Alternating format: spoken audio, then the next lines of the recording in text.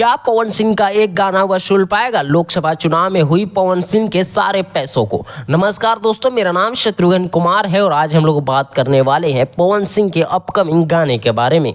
जी हां, लोकसभा चुनाव के बाद पवन सिंह का पहला गाना रिलीज होने वाला है, जिस गाने के बोल है सड़िया बुलुकिया। जी हां, सड़िया बुलुकिया गाना आपको बहुत जल्द पवन सिंह के आवाज में सुनने को मिल सकता है।